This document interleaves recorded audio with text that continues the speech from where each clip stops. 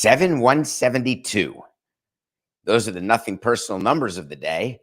It is Monday, November 20th, 2023. 7172. 7 years, $172 million. That is the contract that will be announced at a press conference today with Philadelphia Phillies postseason hero Aaron Nola. There'll be a desk and a table. You're going to see Dave Dombrowski for sure. You'll see John Middleton guaranteed, Aaron Nola.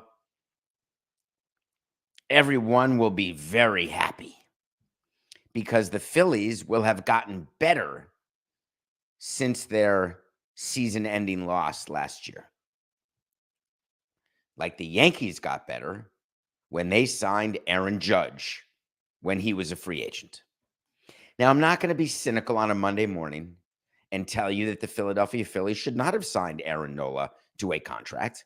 I am going to wonder whether or not anybody's paying attention when the commissioner's office gives you hard numbers telling you that pitchers will not be good after age 35.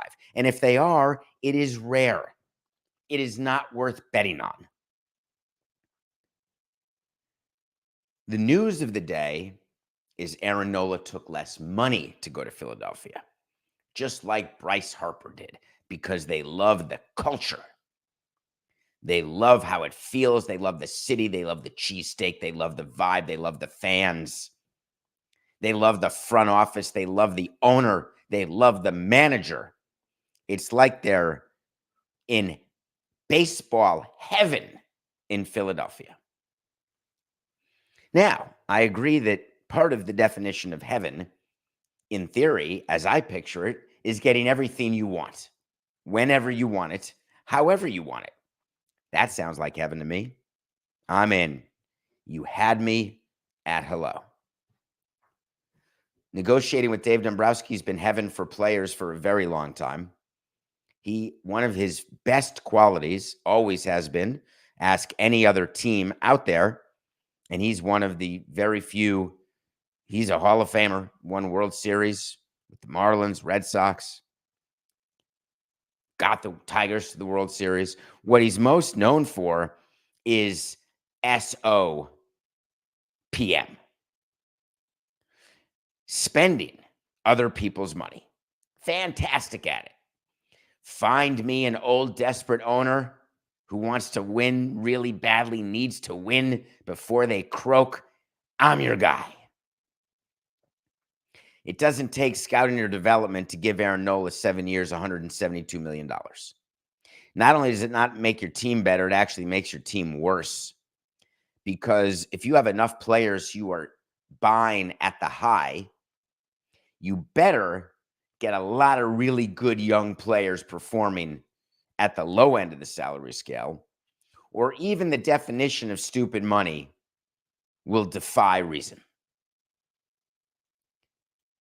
While Aaron Nola has been a Philly his entire career and had stretches of dominance, what matters most to owners and what blinds them is postseason dominance.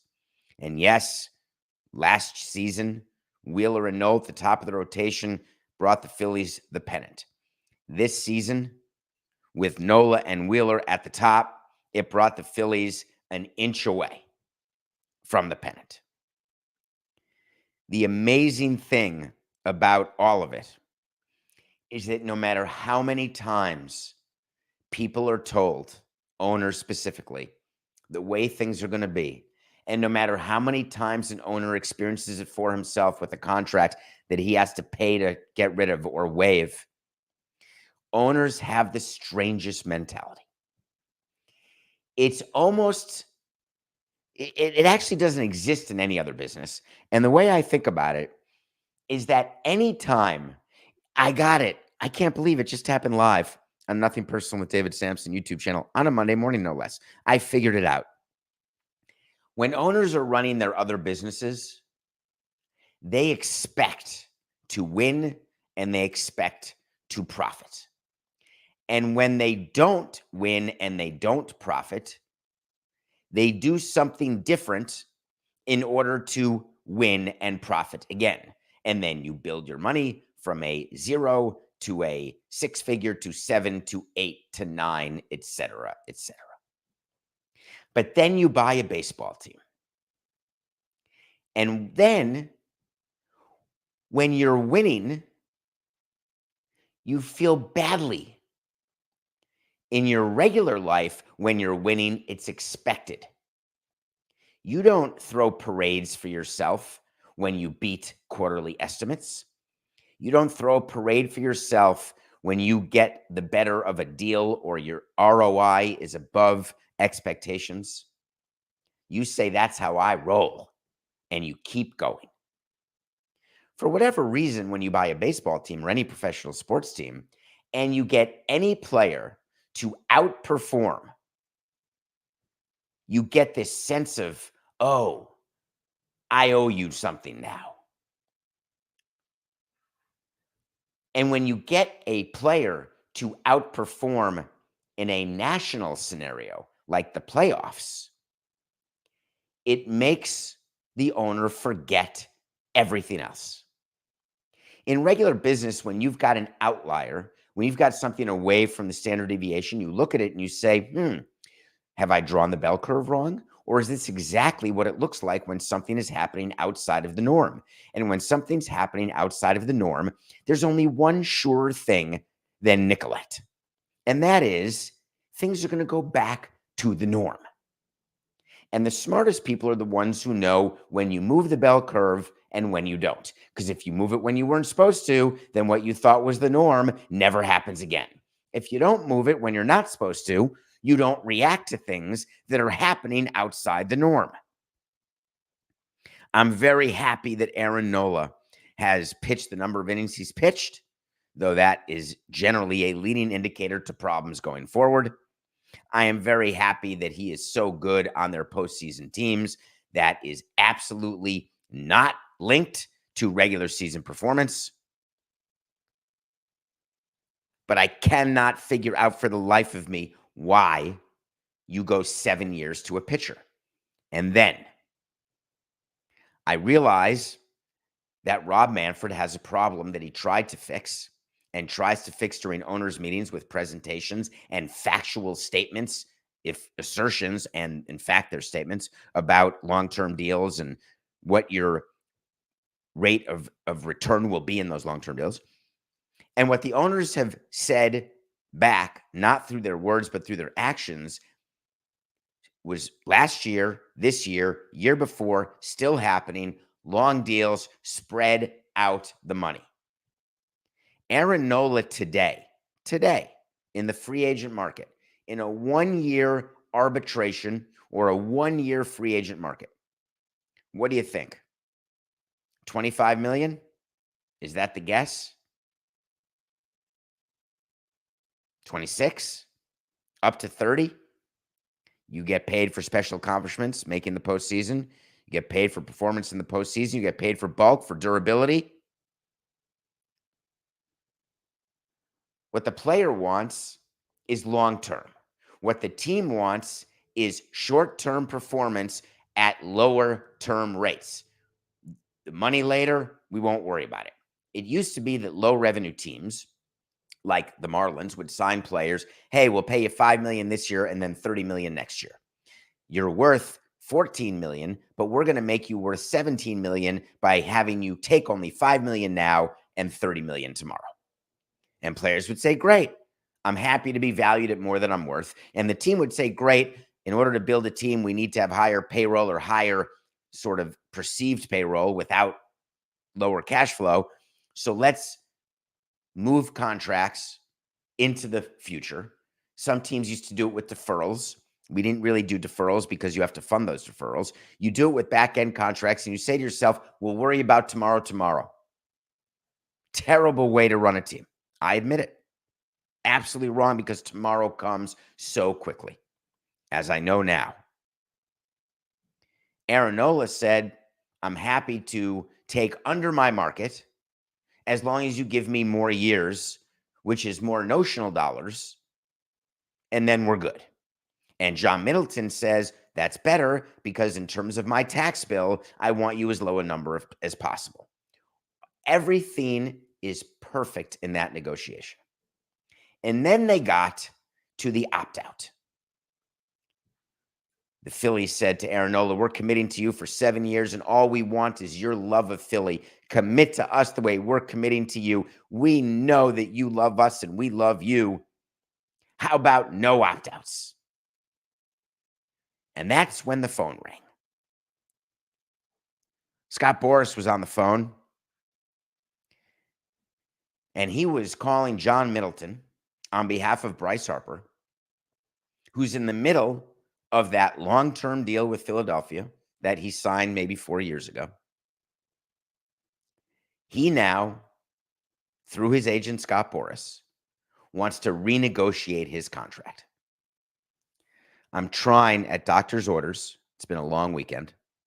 I'm trying to keep heart rate around 47 right now.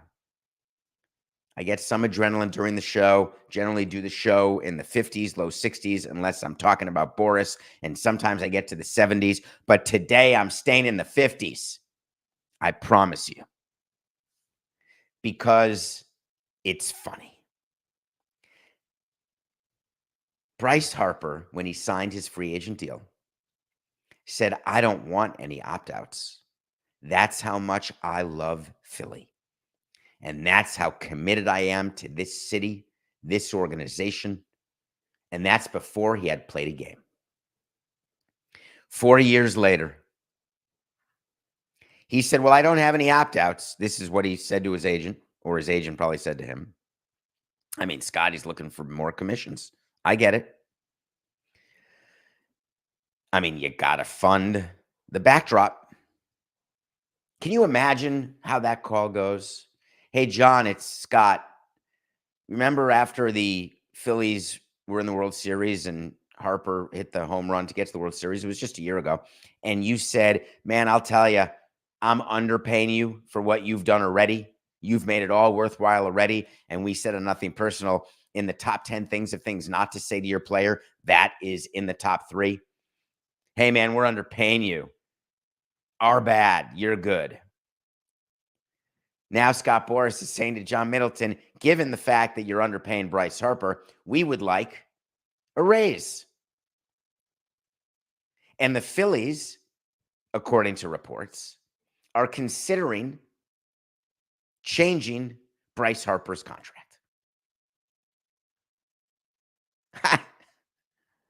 How is that possible?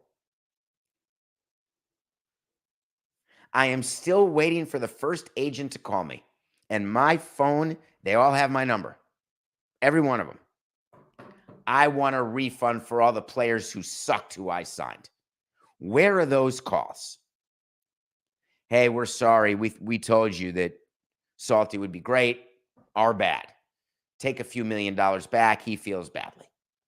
Hey, man, I told you. I thought Al would be great. Couldn't get through the year. No problem. Take a couple million back. Where's that? A player signs a deal, and we're supposed to feel sorry for him when he outperforms the deal for a couple of years and wants to reopen a deal that has no openers. If the Philadelphia Phillies choose to give Bryce Harper either an extension or to rip up the current deal and re-sign him to more money, they will get everything they deserve, and that is lack of production from an injured Bryce Harper. That is how it's going to work. You cannot, as an owner of a team, ever allow a player to have it both ways. And this is not me being anti-player. This is me being pro-realistic. I'm anti-one-sided, I'll tell you that. Either way, I'm anti something that's too one-sided my direction. I'm anti-one-sided anything that is not my direction. Two sides. I'm happy for relative pain both ways, relative pleasure. Walking away from a deal where both people are relatively okay, but partially unhappy, I'm in. Giving a player an opt-out is already giving them all the power. The opt-out, as you know, is always the sword. It's never the shield. It's never, oh, I just want to make sure you're going to do what you say you're going to do. No. It's if I'm better than I thought I was going to be, or the market's moved, then boom, I'm going to opt out and get more money. When you don't get an opt out in a contract, your contract is your contract, for richer, for poorer. It's even different than a marriage. Contracts, it's a marriage contract. Those can't be broken. Yes, they can. But a sports contract is slightly different. There are rules when you break it, sort of like rules in a divorce when you break a marriage contract. And the rules say, in baseball, pay the man his money. But it doesn't go the other way. That's the beauty of the players' union. That's the strength of the players' union. So the scenario that I feel unfolding is that Bryce Harper is going to publicly state through his agent, Scott Boras, that Bryce Harper has over-delivered on his contract so far. Therefore, there should be an adjustment, because who planned on him being the 25th highest paid player? Who knew that salaries were going to go so high? Really? Raise your hand if you're sure. Tell me the last time an agent negotiated with the player where they did not expect the market and salaries to increase in any sport. Other than COVID, where you tie salary cap to revenue and there's no salary cap in baseball, has there been a time where payroll or salary goes down if you're great, where the top of the market? Go back and look at the first player to make $1 million, then 5 million, then 10, then 15, then 20, then 25, 30, 35, 40, 43. You think we'll beat 43 this year? You bet your bippy we will. So Bryce Harper is complaining that he's now the 25th highest paid player? Is that the equivalent of players who played in the 90s, or Magic Johnson or Larry Bird or any of these other players, saying, my God, there's players who make more in a year than I made in my career and they all suck? Life is timing. No one told Bryce Harper to sign a 10, 12, 13-year deal, but he did. And now he should live with that. And it's not as though he's not being paid tens of millions of dollars every single year. And I'm not begrudging a player who wants to make more money. I love it.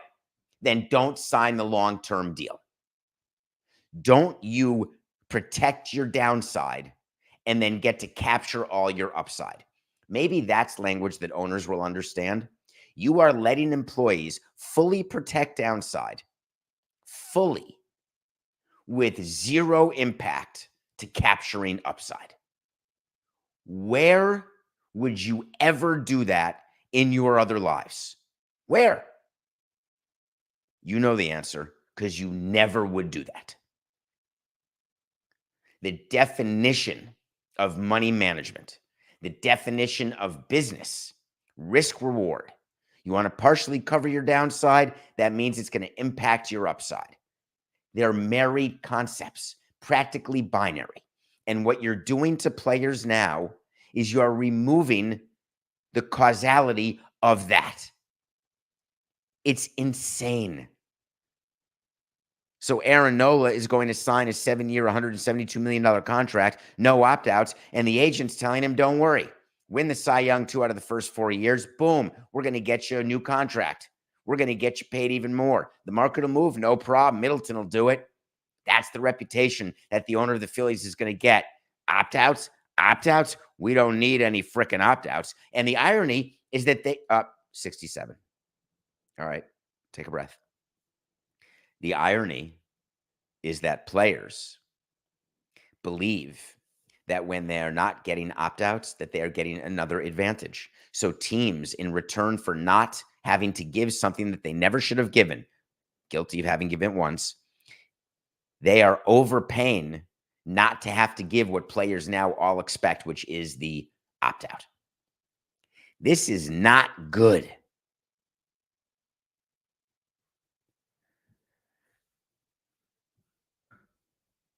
Wait to see is when I tell you something's going to happen. If it does, great. If it doesn't, fine. A couple days ago, I had to wait to see that Blake Snell would not get 5 years. I'm taking the loss on that. I've never done this in the history of Nothing Personal. Blake Snell is still a free agent, but I am booking it right now with Coca that Blake Snell will get over 5 years. That was my mistake. I totally forgot about rationality. I totally forgot that owners are going to spread out the deals and that Blake Snell will take less money per year in order to get more years, which still means he'll get more money than he would have gotten if he got the regular amount of money that he's worth for the number of years that he's good. But let's not quibble. So my reverse wait to see, taking a loss and now putting a new one in, is that given this Nola deal, Blake Snell will get over 5 years. Wait to see. Sorry about that. I hate losing wait to sees. I don't mind revisiting them, but now we have a new one. One of the wait to sees that I did not have. Oh, I think I did. Was it a wait to see that the Bengals are going to win the Super Bowl? Didn't I have that? Well, Friday it was announced. Remember all the issues when we lost the Thursday night? Nothing personal pick of the day.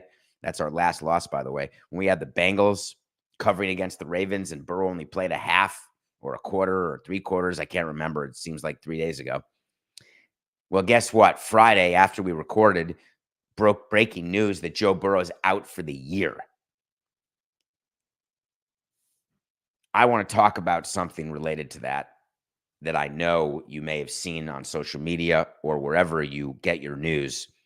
There are people who bet the Bengals, including all of us here on Nothing Personal, and were upset. Upset that Joe Burrow was not on the injury report. Upset that the Bengals did not disclose Joe Burrow's injury.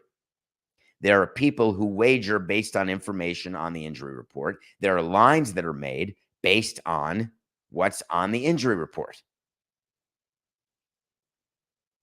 How upset is the NFL that Joe Burrow is out for the season?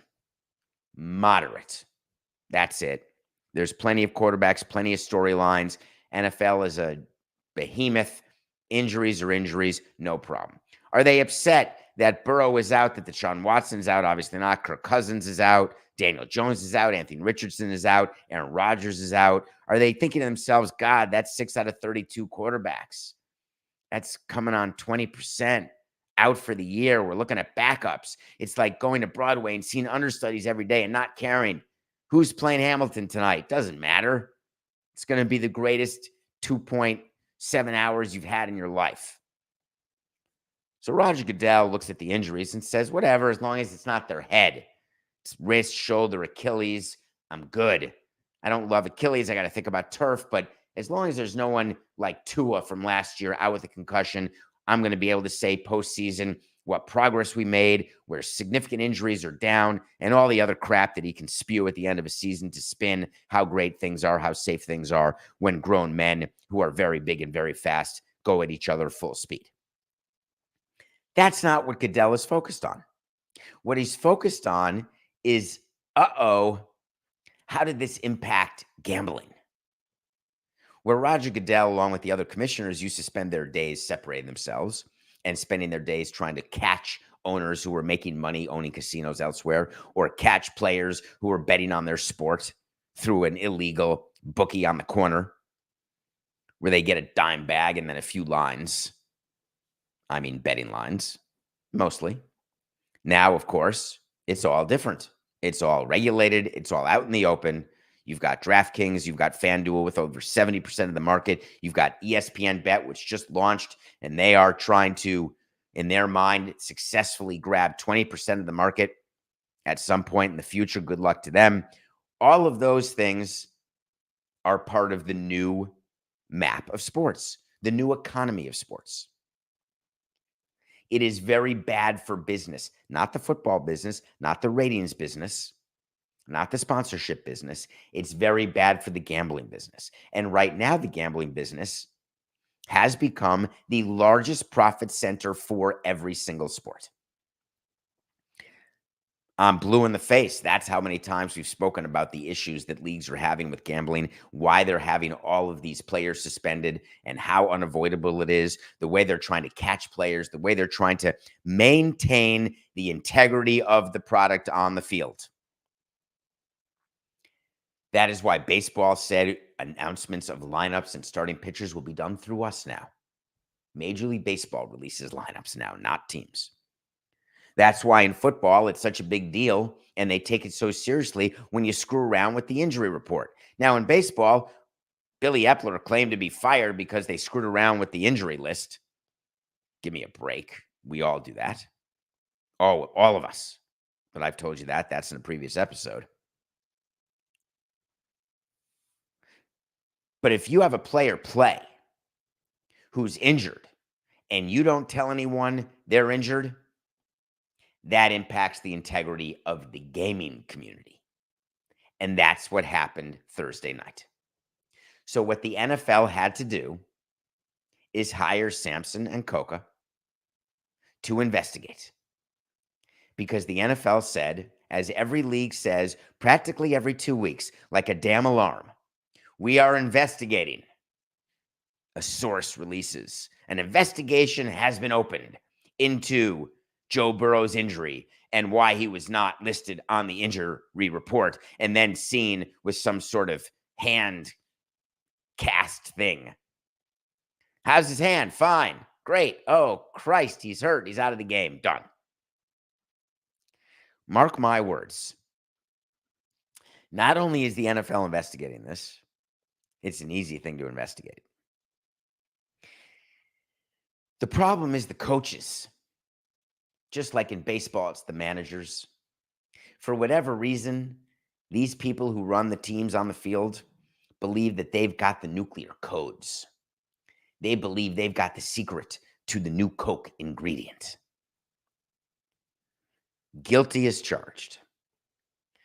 I used to have to deal with our stadium operations people in order to make sure that the cleaning staff and others had no access to our draft room, because God knows the janitorial staff may want to know who we're looking at in the 18th round. Can't possibly have that. The secrecy. David, we can't announce the starting pitcher yet. I don't want to say that the closer's not available. The closer's not available, but I can't say that. I want them to prepare for the closer and not prepare for the other guy. I want them to prepare for this guy starting, not that guy, because then that could really screw things up. Guess what? In this era of openers, closers, lack of starting pitching, with the increased technology and analysis that allows for teams to prepare for all players on the active roster, the only thing that would be a problem in baseball is if the other team played a bunch of players who were not on the roster. And even that wouldn't be a huge deal because you just have to go to a different file in your scouting reports. Oh, you used to be on the A's and now we're playing the Dodgers? All right, I'll plug in this guy from the A's. Give me 2 minutes. In football, same type of thing. No one can see my script. We script the first bunch of plays. Can't let them know that we're not going to have Joe Burrow. I'm going to want them to be in their nickel package or their dime package or their silver package, gold package. And then they look up and the defensive coordinator says, hey, that doesn't look like Burrow. Uh-oh, what do we do now? Does anyone know how to defend a play? Get out there. When you see the ball, tackle the guy. Do we really think it's that big a thing? That big a competitive advantage to lie about Joe Burrow being hurt? Lie about a player who's starting, who's not starting, who's available, who's not? Gamesmanship. I like it. We all partake in gamesmanship, don't we? But the difference is it's usually our heart on the line. It's rarely our pocketbook. The NFL is going to have to conclude this investigation. They're going to have to find the Bengals because they cannot let it be known that it is okay. I don't think they care much that Portnoy sent the text he sent or the tweet he sent asking for a refund. I don't think if you're DraftKings or FanDuel that you refund any bet at all involving the Bengals. And the reason I wouldn't refund a bet is there are enough provisos and provisions and enough circumstances where players get hurt during the ordinary course of time that I'm not in the investigation business and I'm not in the business of trying to decide when teams are telling me the truth and when they're not. Everyone has access to information. Use the information as you want to. Make a bet. But once you make the bet, you've made the bet. It's like making a bed. Once you made it, you got to lie in it. Okay, let's go to a commercial, Coca. And then we're going to come back, review a movie. And I'm going to tell you something that happened this weekend that is going to surprise you where I was and who I spoke to. I wanted to give an update to Marlins and Yankees fans. We'll be right back.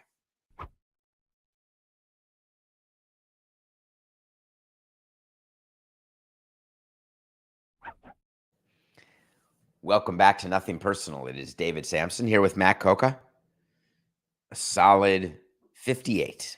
Feeling very calm and happy this morning.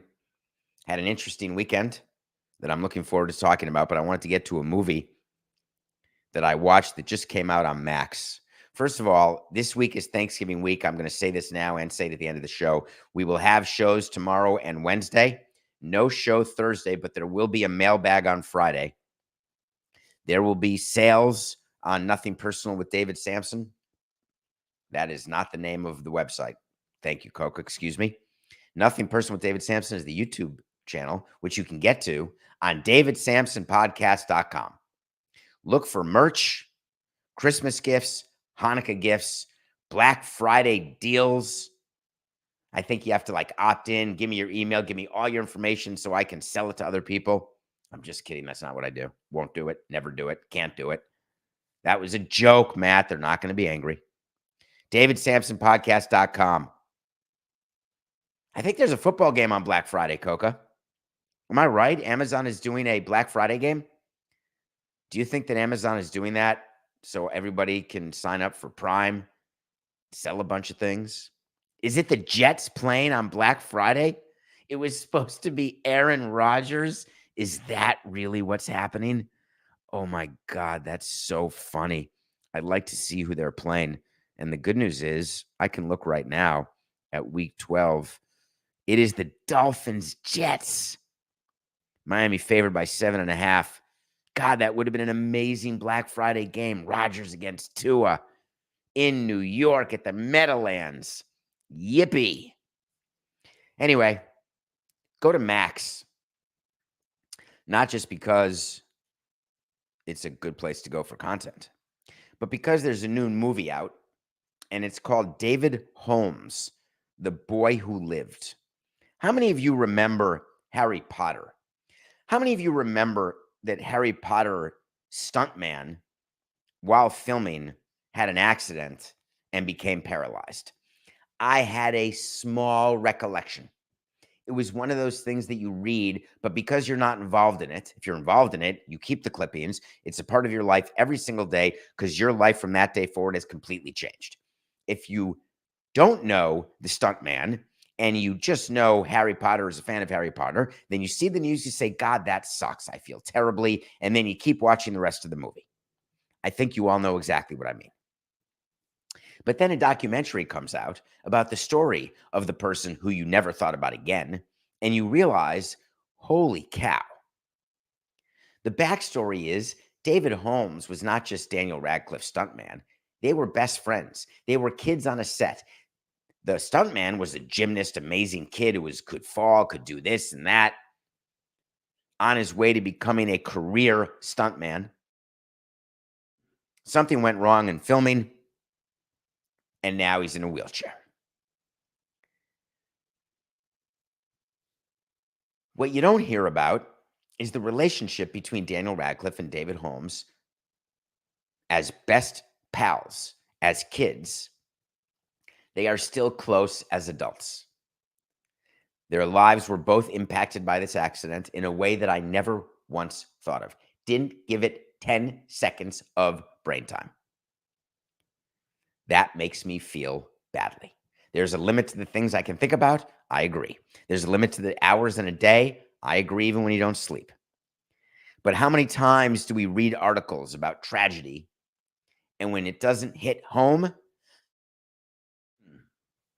it's past the spinach? Hey, did you see what happened? Yeah, there was a double car accident on Pembroke. Hey, can I have the spinach, please? Unless it's your phone that rings and it was your kid or your parent or your brother or your best friend. Is that normal? Of course it is. But then when you're brought back to having a line to the story, or it becomes personal for you, then all of a sudden you realize. If you watch the David Holmes story, which I'd like you to do, The Boy Who Lived, you will realize that perseverance comes in many shapes and sizes, that no matter what deal you're handed, you are going to figure out a way. Will you be the strong person? David Holmes is the strong person. Nothing personal pick of the day. We had an undefeated weekend. How good does that feel? I think last weekend we had a winless weekend. It just shows you how it happens. This weekend undefeated. I want to go back to Friday night when we had the Knicks 2.5 over the Wizards. And people were saying in my DMs, hey, you really aren't loving on pool, are you? No. My favorite pool is Deadpool or swimming pool or whirlpool or even cesspool. But Jordan Pool, no, thank you. Now, of course, rumors are out that the Wizards are going to do everything they can to get rid of him. What, they're just figuring out that he's completely entitled and overpaid and that the team stinks and will never go anywhere with him? Well, we got ourselves a Friday win. It was a cakewalk, Knicks 2.5 over the Wizards. Then Saturday, I upset some people in Miami, which I'll try to make up for. I had Louisville +1 versus the Hurricanes. They won by TD. That makes us a winner. And then let's get to Sunday, where you try as you may to sweep the weekend. And if you remember what I said on Friday's show, I said the Bills are -7 over the Jets, and it should be Bills are -17. I apologize. It should have been Bills -25. And at Bills -25, I'm still taking the Bills. At Bills -17, I would have taken the Bills. At Bills -7, it's a dream come true. The Buffalo Bills crushed the New Jersey Jets, absolutely destroyed them. Aaron Rodgers, I'm going to come back and practice December 2nd. We're right in there. Oh, thank God we're not in there, and now I don't have to come back. Oh, I love science. The coach of the Jets is now watching his shoulder, wondering whether he's about to get whacked, finally having to admit that Zach Wilson is not a major league quarterback. I get when coaches back their players. I want that, actually. But there's a way that we tell them to back the players. It's not the way the Chargers coach did, backing his defense, back in when him calling the defense and the Chargers lost this weekend. Hey, I'm sticking with this unit. We lost as a team. It was not any individual unit. And on top of that, we're going to do it again next week. I always would say to managers, hey, if we did something today that we love and we know we're going to do it again, but we didn't win the game, do me a favor and don't say the words, yeah, we're going to do that again. This guy lost today, but we're going to give him the ball in 5 days. What I like saying instead is, we will make the necessary adjustments to make sure that the next outcome is different than this outcome. We don't appreciate losing. So, of course, there are going to be changes. I don't want the coach to always say, it's my responsibility. It's my responsibility. I love you, Zach. I love you, Zach. I love you, Robert. They got a real problem in New York. I call them the New Jersey Jets. I'm not sure why. Anyway, so if you were watching the Bills over the Jets, you watched us have a 3-game winning streak. And we're getting cocky, so we're going 2 games tonight. Tonight is a good national game. You've got the Chiefs and you've got the Eagles. Chiefs 2.5 over the Eagles. You're going to say the Chiefs don't cover at home. You're going to say the Eagles are the better team. You're going to say it could be a Super Bowl preview. I'm going to say no, no, no. But what I am going to say is that the Chiefs 2.5 over the Eagles is my pick. And then we're going to do a basketball pick because I wanted to give props to James Harden.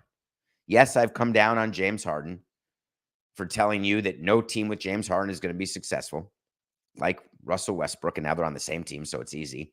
They finally did win a game, those Clippers. Way to go. James Harden hit a 3 at the end, and they won, and way to go. Now they're thinking he's integrated and everything's fine. Westbrook is off the bench. Now Ty Lue's got it figured out. All right, let's find out tonight. Clippers -9 over the Spurs to win their second game in a row. And this is more an anti-Spurs play than a pro-Clippers play. The Spurs with Wemby, he's fun to watch. It's going to get less fun and less fun as they lose 50 games. Himself cannot be the difference. Frankly, he may not even win Rookie of the Year. It could be Mike Holmgren. Yes, I know it's not Mike. Those are my picks. Clippers over Spurs, Chiefs over Eagles. So this weekend, I went somewhere. I went to Florida. And I wanted to talk about it for a minute or two before the show ends. I went to the wedding of Mike Hill, the former president of baseball operations for the Marlins. He was hired by Larry Beinfest to be the assistant general manager and then the general manager back in 2002 after the 2002 season. So I've been close and known Mike Hill for a long time. Got a call from an old friend. We used to be real close. And he said, hey, Bruce Sherman is going to be at the wedding. All good? And I said, of course. What would be? There's nothing between me and Bruce Sherman. So I'm getting dressed for the wedding, anticipating seeing Bruce. Hadn't seen him since the deal in 2017 where he bought the Marlins with Derek Jeter. In comes Bruce Sherman with his lovely wife. And there was enough people there who knew me and knew Bruce and were wondering collectively how that was going to be. Enough so that Bruce was called in advance to be told that I was going to be there, the way I was called in advance to say that Bruce was going to be there. I went up to him before the wedding even started, and we spoke for about 3 or 4 minutes,